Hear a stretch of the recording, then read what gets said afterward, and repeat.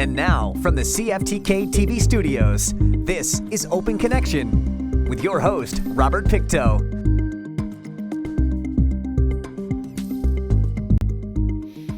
Welcome to Open Connection, your host, Robert Pictou. Our show today comes to you from the traditional and unceded territory of the Tsimshian people. Salmon farming, also known as aquaculture, involves raising salmon in controlled environments from egg to harvest. This process typically includes land-based hatcheries for the first year, followed by ocean farms where the salmon are raised in net pens until they reach maturity, usually 2 to 3 years. On today's Open Connection, we open our archives to bring you this story from 2001. Listening to federal and provincial reps talk about salmon farming, you start to get the sense that it may soon come to pass that the industry will indeed expand to the North Coast. Federal Commissioner of Aquaculture Development, Yves Bastien, made no bones about what his feelings are. I travel all around the world. I visit many countries in aquaculture and even without any aquaculture. And I can tell you clearly, this coast, BC, has one of the biggest potential in the world for aquaculture. So you have a big asset, and I suggest you should develop it in a sustainable manner for sure. However, the decision to expand lies with the provincial government, and although positive, it is still using cautionary tones. Agriculture, Food and Fish Minister John Van Dongen says expansion will occur in 2 phases, one of which includes the relocation of poorly sited farms. Staff will work with the industry to find new locations for these tenures at the same time as the rest of the first wave relocations. These relocations have the potential to provide immediate opportunities for aquaculture along the North Coast. Although Van Dongen is hoping expansion can occur a little more quickly, he says there are still some issues the government has to resolve first. I did lay out some steps we want to go through in terms of some environmental issues. We want to develop a framework for these waste management standards and a little bit of further work on fish health issues and escapes. And I'm not able to put a time frame on it now, but we expect the performance-based waste management standards to be completed by April 2002. Waste is the ballywhack of this man, Dr. Ken Brooks. Brooks has spent the last 16 years studying the effects that waste from salmon farms has on the ocean floor in both Washington State and British Columbia. Well, what we found is that there are significant changes in the benthos under the pens and within probably 30 meters of the pens. Beyond that, the changes are diminished, and they're not really certainly not what you would call devastating, and they're certainly not what you would call significant. In all cases, those effects are what I call ephemeral.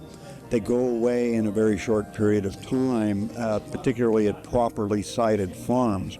Brooks' results are somewhat controversial in that it is believed he is giving the issue a little softer of a sell than what others have researched. He says that's not true and that his research is not all that dissimilar. He says the difference is the question that he's linked it to. And that is, does the environmental cost outweigh the benefits of food production? There are costs with every form of food production that we have, and I think for the first time, this study has enabled us to get our hands around the costs associated with salmon farming, and that clearly defines for policymakers the consequences of their decisions with respect to how much of an effect do you allow salmon farming. I mean, saying that you should conduct salmon farming with no effects whatsoever would be like telling a farmer that, yes, you can cut down a forest and plant wheat on these fields, but you have to have the same number of birds and squirrels and mice and deer and bears that were living in the forest while you're raising wheat. Another major concern surrounding aquaculture is the escape of Atlantic salmon. Dr. John Volpe has spent a great amount of time studying Atlantic salmon in the lab and the wild. His main focus has been putting common perceptions to the test, such as the belief that domesticated members of the species can't spawn in BC's streams. He proved that notion wrong when he built his own little river and stocked it with farmed Atlantics. We collected 50 fish, brought them back.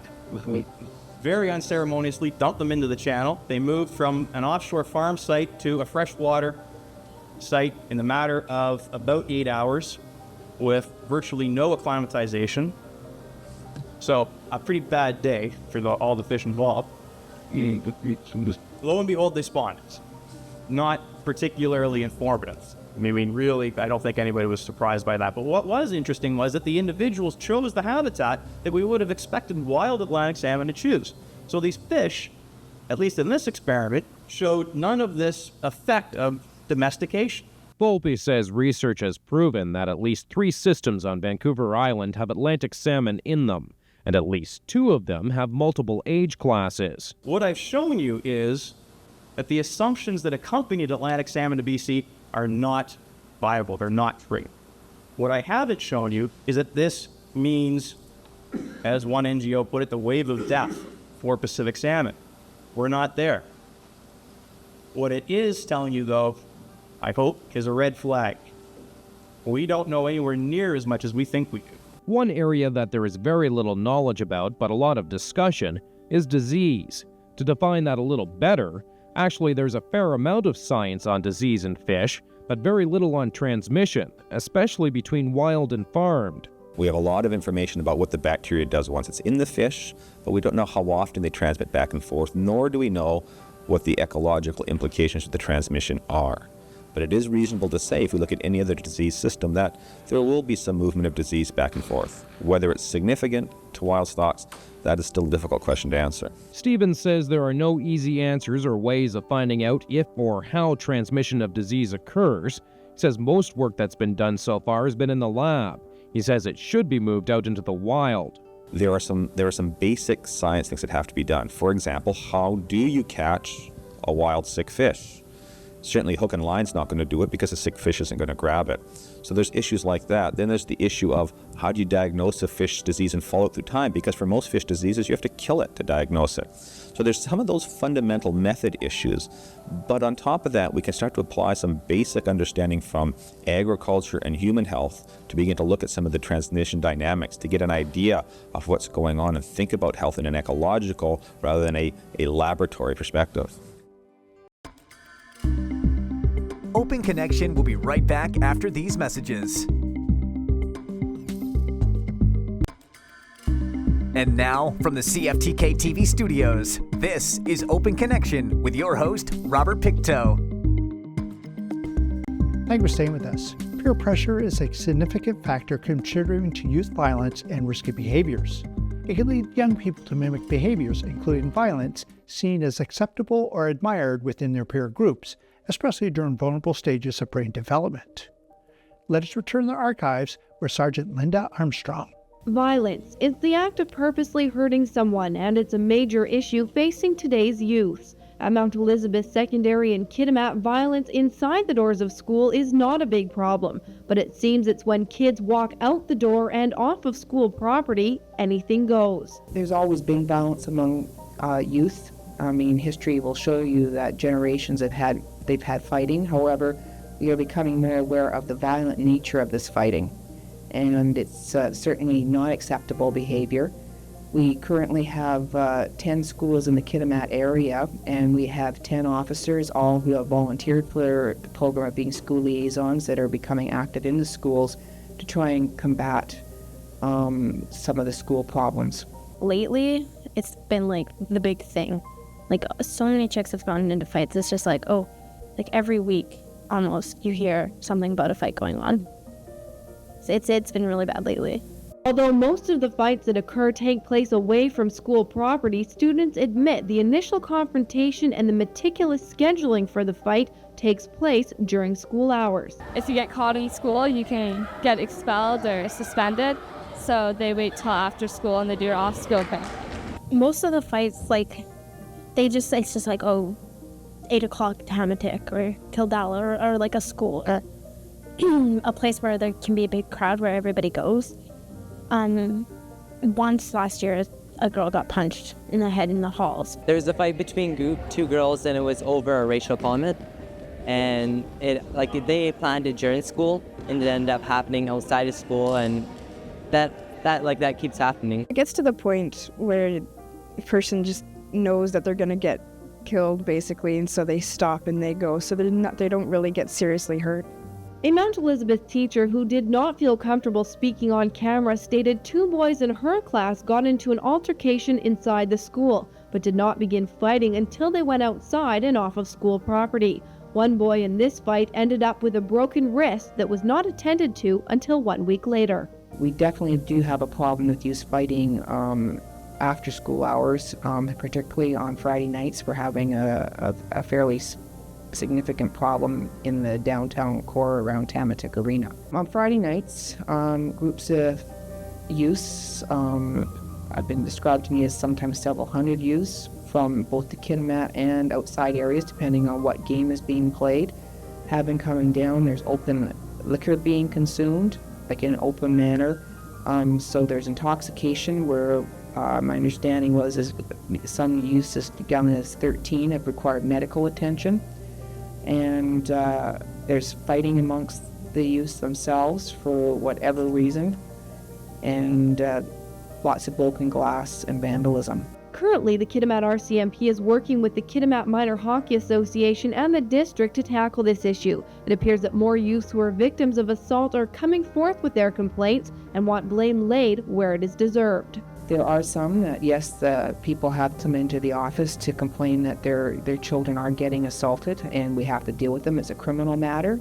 We investigate it as a criminal matter. We recommend criminal charges to Crown Counsel, and people involved can end up with criminal records. I got attacked by this girl one night, and it wasn't like there was no major damage, but like the police did get involved, and like I'm pressing charges.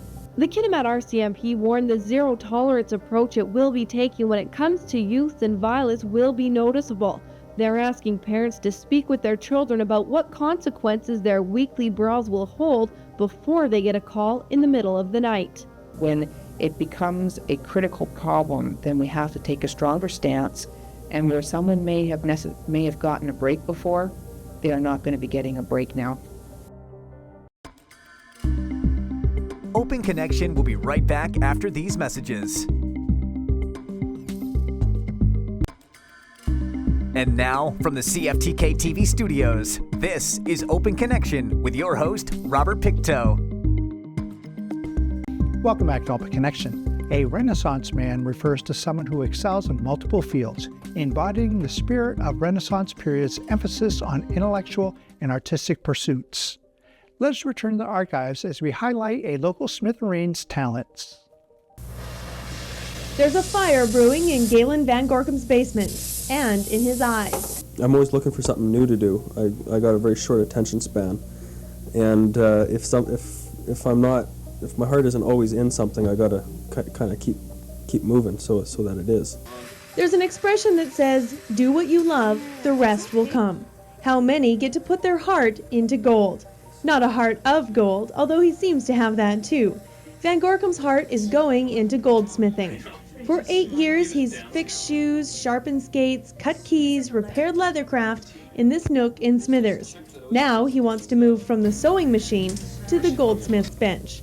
It's a passion that has romantic roots. The first ring he made was his wife's engagement band. I proposed to her I thought maybe being romantic and making the ring would make up for everything else. So I kind of sprung the question on her, do you want to get married, type of thing. Very unromantic. She still holds me to it.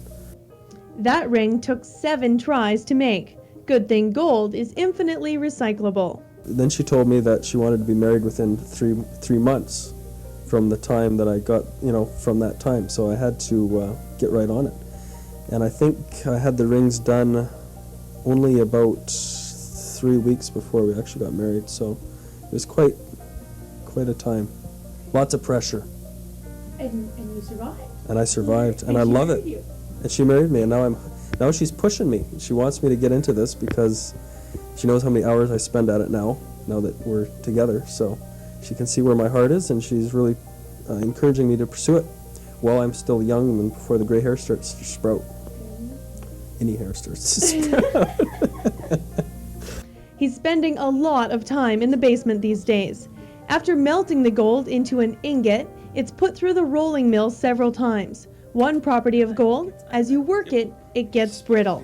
To solve that, it must be annealed. That's when the gold surface is protected with a solution of boric acid and alcohol, then heat to a red-hot temperature. The process of rolling and annealing is repeated over and over until the piece is the desired shape. right now I'm putting in late hours. I come home from work, and at 7 o'clock to 1 o'clock in the morning I work on goldsmithing, and then I get up at 6 in the morning and work until 8:30, and then I go on goldsmithing, and then I go to work at the shoe store at 9. There are some other local jewelers who work mostly in the native arts, but most of the jewelry available in local stores comes out of the East. Aside from being locally made, Van Gorkum's gold will also be one of a kind. With a custom goldsmith, we're not into mass production, we're not into making high profits on large volume. Like, we'll do small volume, try not to cut any corners, and the end result will be a little heavier, a little longer wearing, and you get the benefit of pick and choosing what you want. Customers will be able to choose diamonds, cubic zirconium, like the stone in this ring, or any other stone setting. And there are different textures and finishing techniques too. It's hard to tell which craft is more varied, the gold or the souls.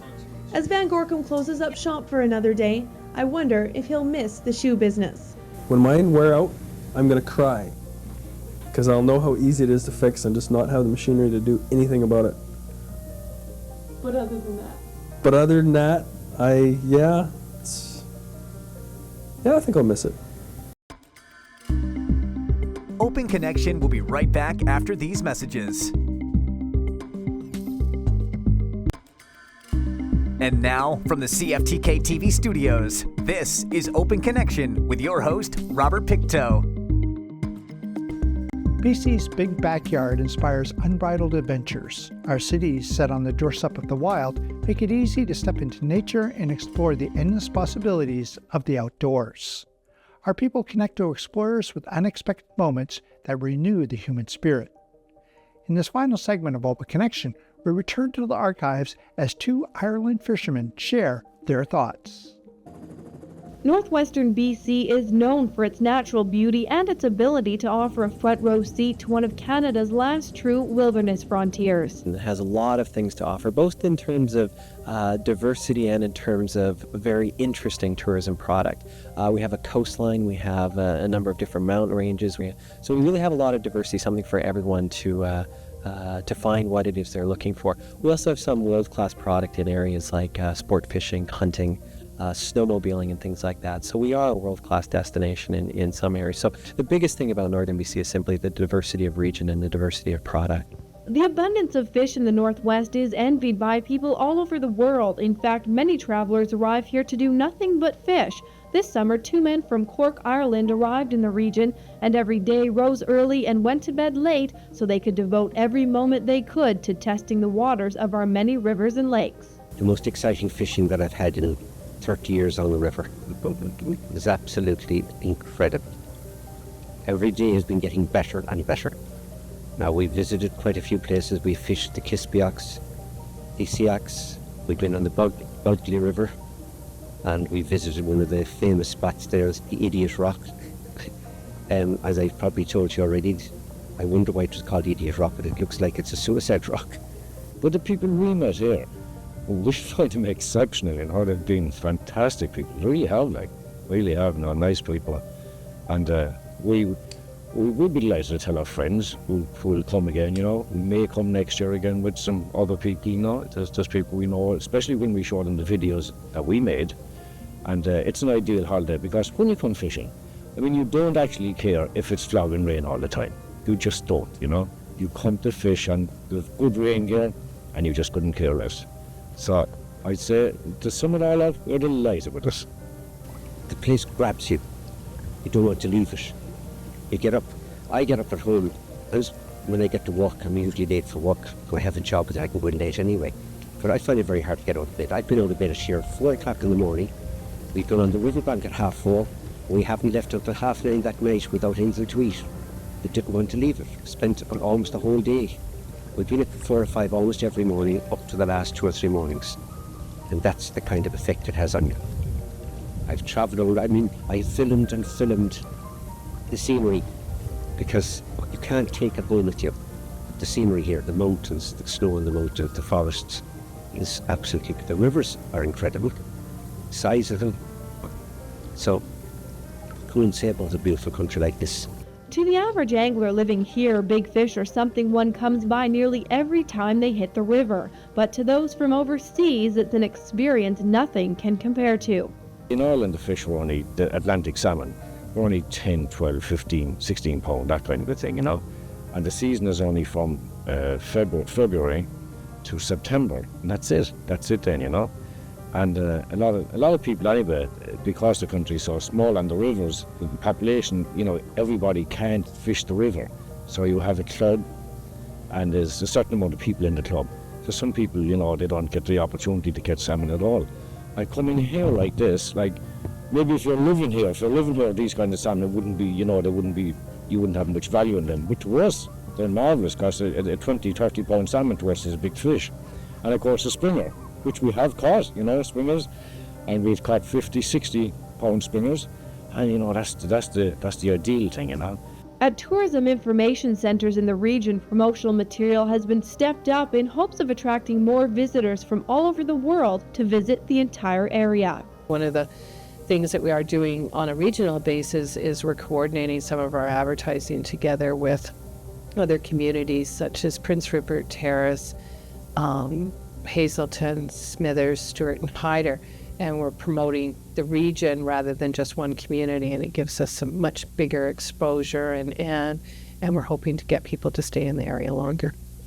The natural beauty of the Northwest attracts thousands of visitors each year, most prepared with hiking boots and fishing poles. Although fishing was the primary draw for Kearns and O'Flaherty, they say it's the people who really made the trip for them by making them feel at home no matter how far away they really were.